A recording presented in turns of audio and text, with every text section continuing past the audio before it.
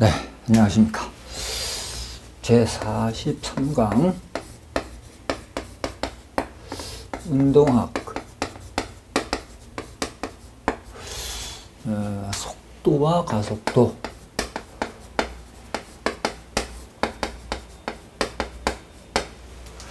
여기서는 힘이라는 개념을 배제한 힘이라는 개념을 배제한 상태의 운동, 그걸 이제 운동학이라고 그래요. 자, 그래서 속도를 한번 보겠는데, 속도는 사실 변이라는 개념부터 들어가야 완성이 되겠죠. 그래서 변이를 한번 볼게요. 변위는 위치의 변화량을 말하는 거예요. 위치의 변화량. 네, 영어 문장에 이런 말이 있어요. 생략되면 도치된다. 이거 똑같아요. 위변이 아니라 생략이 됐으니까 변위라고 부른다는 거예요. 변위. 영어로는 displacement입니다. displacement. 일단 이건 벡터량이에요. 벡터량이기 때문에 크기도 있고 방향도 있는 거예요. 크기와 방향을 동시에 가지는 물리량을 벡터량이라고 하는데, 변위는 분명 벡터량이다. 그 다음에 변위의 표기. 변위의 표기는 직선운동상에서는 그냥 직선운동에서의 변이,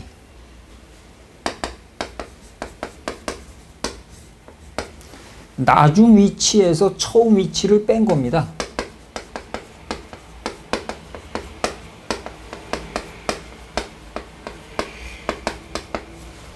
나중 위치에서 처음 위치를 뺀 것이고, 요건 어떻게 또 계산할 수 있냐면, 처음 위치에서 나중 위치까지 그은 직선이라고 보면 돼요. 예를 들면 이렇게 어떤 물체가 직선상에서 움직이고 있는데, 여기가 기준점 0이에요. 처음에 위치가 여기가 2입니다. 얘가 운동을 해서 여기가 7까지 갔어요. 그러면 여기서부터 여기까지 간 벡터가 이게 x1 벡터고요.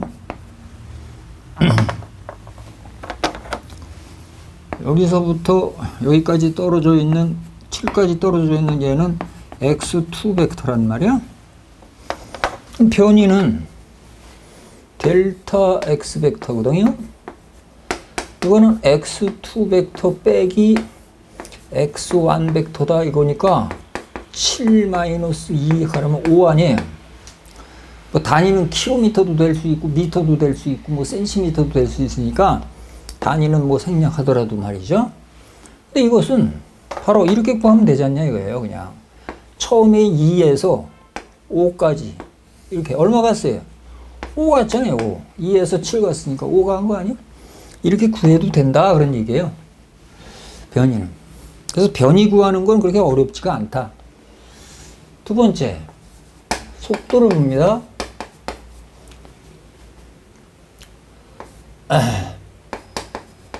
많이 쓰이는 한자니까 한문으로 쓸게요. 속도. 영어로는 벨로서티입니다. 속도. 이거는 단위 시간당 변위를 속도라고 해요. 단위 시간당 변위. 속도의 정의가 그렇다는 거예요. 단위 시간당 변위. 주어진 시간 동안 위치가 얼마만큼 변했느냐, 그 비율을 속도라고 하고, 속도 또한 벡터량입니다. 그런데 여기서 조심해야 될 게 속력이라고 부르는 게 있어요. 속력. 이거는 영어로 스피드인데 속력은 단위 시간당 이동 거리예요. 단위 시간당 이동한 거리. 그리고 얘는 스칼라량입니다. 그러니까 여기서 어떤 기치까지 이렇게 직선으로 갔다가 반환점을 돌아서 제자리로 되돌아왔어요. 이렇게 여기까지. 근데 갈 때 걸린 시간, 올 때 걸린 시간, 여기서부터 여기까지 거리가 10m라고 보고 10m 갔다가 다시 10m 되돌아왔다 이거예요. 근데 여기서부터까지 가는데 걸리는 시간이 갈 때 3초, 갈 때 2초라고 해요. 2초. 올 때 3초. 이러면 속도는요. 변이가 0이잖아요. 제자리에 왔으니까 0입니다. 무조건. 근데 속력은 달라요. 속력은 2 더하기 3초는 5초죠. 그 다음에 10 갔다가 또 10으로 왔으니까 20이죠. 그 얼마에? 4입니다. 4m/s. 이렇게 돼요. 속도는 벡터량이니까 제자리. 변이가 같으니까. 없어요. 변이가. 처음 위치나 나중 위치가 같으니까. 예. 그렇게 판단을 하셔라. 그런 얘기예요. 그러니까 우리가 여기서 알아두셔야 될 게 개념이 속도라고 말하면 이건 벡터구나. 속력이라고 말하면 이건 스칼라량이구나 하는 걸 일단 아셔야 된다는 거예요. 또한 이렇게 방향을 바꾸지 않고 한쪽 방향으로만 계속 가는 직선 운동을 할 때는 한쪽 방향으로 계속 직선 운동만 할 때는 속력의 크기나 속도의 크기가 같으니까 구별 없이 그냥 속도, 속력 그냥 구별 없이 쓴다 그 말이에요. 속도 값이나 속력 값이나 똑같으니까 방향만 부여하면 되니까요. 자, 이렇게 된다는 거고 요 말을 조금 더 구체적으로 좀 써보면 이래요. V 벡터는 변위가 델타 x라고 썼잖아요. 델타 x. 시간이 델타 t 이렇게 되면 평균 속도를 뜻하고요. 이거의 극한 V는 리미트 델타 t가 제로로 수렴될 때에 델타 t분의 델타 x 벡터 이거는 미분기호 dx dt가 되죠. 이렇게. 그래서 이거는 순간 속도라고 불러요. 이거는 평균 속도고 요 공식은 순간 속도고 그래요. 그때 우리가 보통 물리학적으로 정의를 내릴 때 우리 학생들이 착각하는 게 있는데 평균값 갖고 하는 게 아니에요. 순간값이 참값이므로 물리학적인 정의는 순간값으로 내립니다. 그럼 순간값일 때의 얘는 xt 그래프의 기울기를 뜻하거든요. xt 그래프의 기울기를 뜻해요. 기울기. 한 점의 기울기. 한 점의 기울기. 그래서 한국말로 여기가 변이, 여기가 시간 이렇게 주고 예를 드는 거예요. 얘를 이렇게 움직였다. 그러면 이때는 평균 기울기나 순간 기울기가 같지 않습니까? 여기서 여기까지, 여기서 여기까지, 여기서 여기까지나 전체 값이나 같잖아요. 이때는. 이럴 때는 등속운동이라고 그러는 거예요. 우리가 같으니까 등속운동. 근데 꼭 등속운동만 있으라는 법이 없잖아요. 변이값이 바뀔 수가 있지 않습니까? 이렇게 곡선으로. 어쨌든 속도값을 구할 때는 이렇게 xt 변이 시간 그래프의 기울기 변이 시간 그래프의 기울기를 구하면 속도 값을 구할 수 있다라는 것을 하나 참고적으로 알아두시고, 다음 세 번째로 넘어가겠습니다. 세 번째는요, 가속도입니다. 가속도는 한자어로 더할 가짜입니다.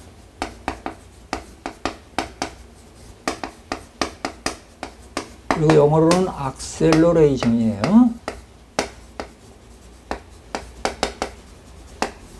그래서 A 벡터 이렇게 씁니다. 글자 그대로 속도가 더해진다라는 뜻 아니에요. 근데 속도가 뭐라고 그랬어요? 벡터라고 그랬죠? 벡터니까 같은 방향일 때는 플러스 방향이고 반대 방향일 때는 마이너스 방향이에요. 그러니까 플러스 값도 있고 마이너스 값도 있겠죠?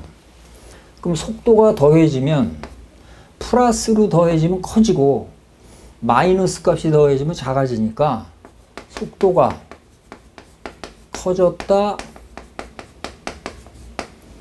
커지거나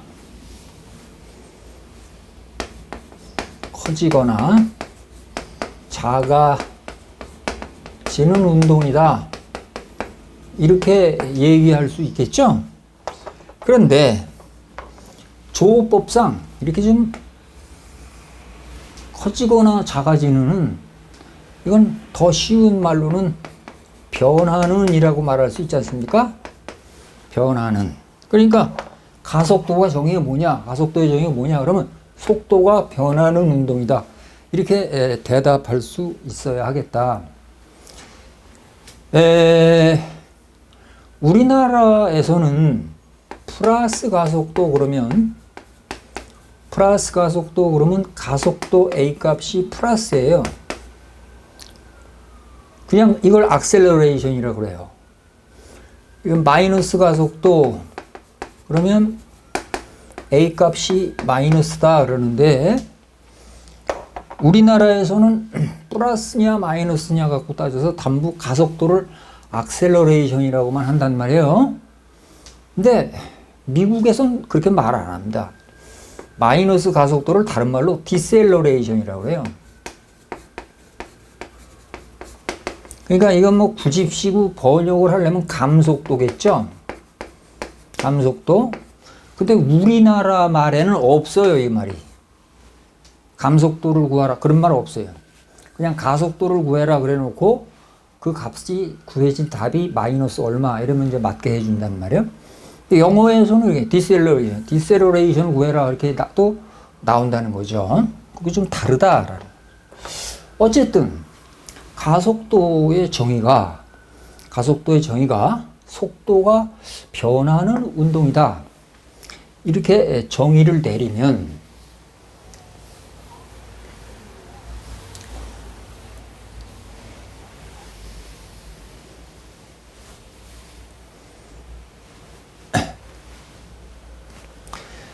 우리가 쉽게 이렇게 생각을 할 수가 있지 않습니까? 자동차가 출발할 때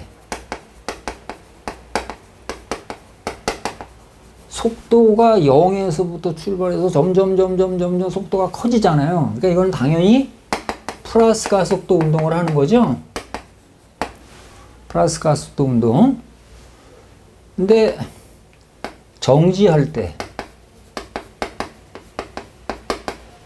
그럼 얘는 달리던 자동차가 브레이크를 밟아서 속도가 점점 줄어들어서 0 되는 거니까 이거는 마이너스 가속도 운동을 하는 거다, 그런 얘기가 쉽게 돼요. 어쨌든 가속도의 정의가 플러스 가속도가 됐든 마이너스 가속도가 됐든 속도가 변하는 운동이니까 가속도의 정확한 물리학적 정의는 속도의 시간적 변화율, 이렇게 말합니다. 가속도는 속도의 시간적 변화율하고 평균 가속도 A는 델타 V, 델타 T라고 써요. 이건 평균 값이에요. 평균 가속도. 근데 순간 가속도 A는 역시 이거의 극한, 델타 T가 0으로 수렴될 때 델타 T분의 델타 V 벡터는 dV dt라고 그랬죠? dV dt. 그러니까 V를 한번 시간에 대해서 미분하면 가속도 값을 얻는다. 이런 얘기고, dV dt는 다시 dd. V가 뭐라 그랬냐면 정의가 dx 벡터 dt라고 그랬잖아요. 그럼 이건 뭐냐면 d제곱 x 벡터 오버 dx dt 제곱. 그러니까 변이를 두 번 미분하는 거죠. 이 가속도는 어떻게 구할 수 있느냐? 수학적으로 속도를 미분하거나 속도. 시간의 함수인 속도를 한 번 미분해서 얻거나 미분해서 얻을 수 있고, 변이를 시간의 함수로 표현된 변이를 시간에 대해서 두 번 미분해서 얻을 수 있다. 이런 얘기가 되는 거겠죠? 그 다음에 또 있어요. 알아두셔야 될 게. 이 말은 수학적으로 이렇게 쓴다고 그랬잖아요. 이렇게. 근데 이건 뭐라고 그랬어요? 기울기라고 그랬죠? 그러니까 이거는 VT 그래프가 주어졌을 때 VT 그래프의 기울기를 뜻한다. 그래서 한 점의 기울기를 구하면 순간 가속도가 나오는 것이고, 두 점의 기울기를 구하면 평균 가속도가 나오는 것이다. 이렇게 손쉽게 계산을 해볼 수가 있다. 그런 얘기입니다. 자, 그러면 한번 보겠습니다.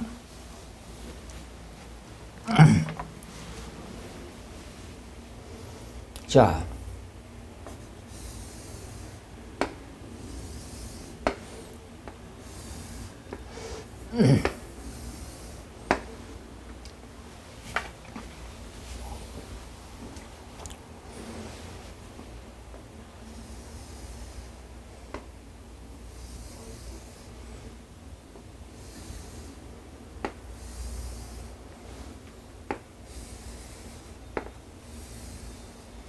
자, 이거는 AT 그래프고요. VT 그래프고, 이거는 XT 그래프다. 이때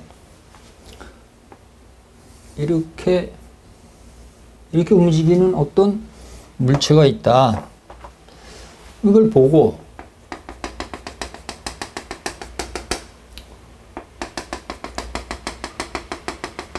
주어진 VT 그래프를 보고 가속도 AT 그래프와 XT 그래프를 완성하라. 공부를 열심히 하는 학생도 이거 해보라 그러면 잘 못하는 경우가 너무나 많아요. 정말 답답한데.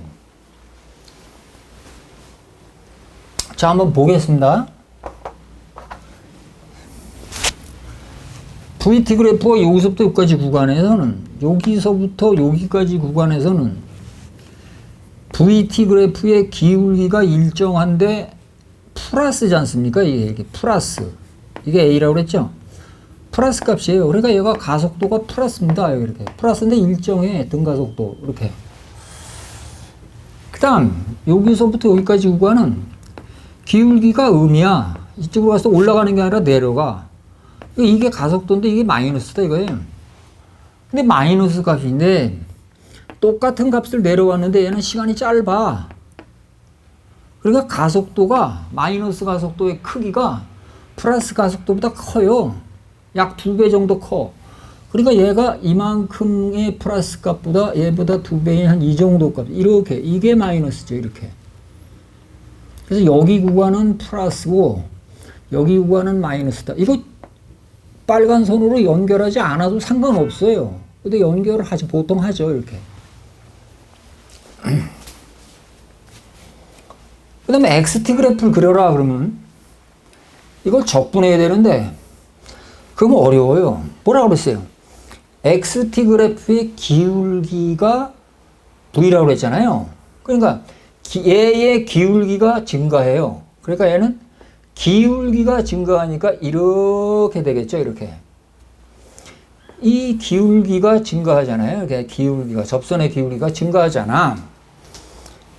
XT 그래프의 이 기울기 값이 V니까 V 값이 증가하는 걸 보면 얘가 기울기가 증가해야 되니까 이렇게 갈 거고, 그 다음 여기서는 기울기가 감소되는데 0에 오잖아. 0.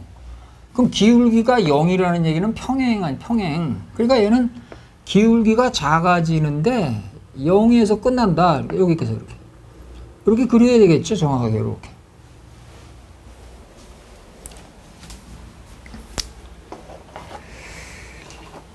그 다음에 이제 직접 유도하지는 않겠지만 운동에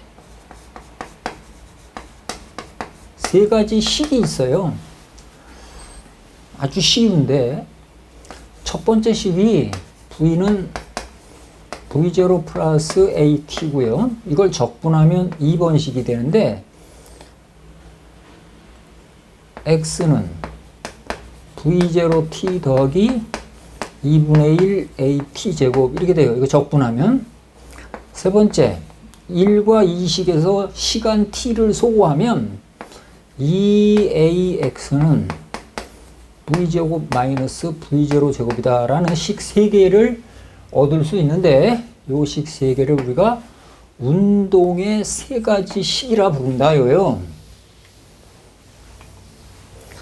근데 이 식이 왜 이렇게 중요하냐면 내가 뭐라 그랬냐면 자 운동이라는 말은요 다른 말이 아니라 운동한다라는 말은 속도가 있다는 얘기예요. 정지하고 있는 거는 운동이 아니잖아요. 그러니까 운동이라는 단어는 물리학적으로 전적으로 속도라는 말과 정확하게 일치합니다. 그러니까 운동이라는 말 대신에 속도라는 말로 이렇게 바꿔 껴도 다 문맥이 통해요. 자, 근데 속도는 뭐라 그랬냐면 속도는 변이와 시간 그래프에서 나타나는 기울기라고 그랬어요. 그러니까 이건 변이 X와 시간 T가 중요해요. 틀림없어요. 근데 여기서는 1번식을 쳐다보면 앞만 쳐다봐도 X가 없잖아요. 이건 X가 없다예요. 세 번째 식은 T를 소거했으니까 당연히 T가 없죠. T가 없다. 두 번째 식은 X와 T가 다 있어요. 다 있다. 이렇게 해서 머릿속에다가 외워놔야 돼. 1번, 2번, 3번식을. 그래가지고 어떤 운동의 문제가 나오면 이건 어떤 공식에다가 집어넣고 풀어야 풀리는가를 빨리 판독을 할 수가 있죠.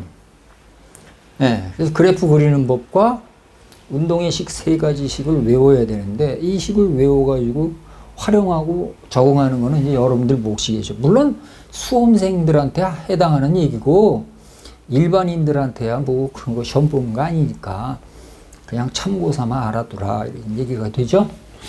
자, 여기까지 해서 마치겠습니다.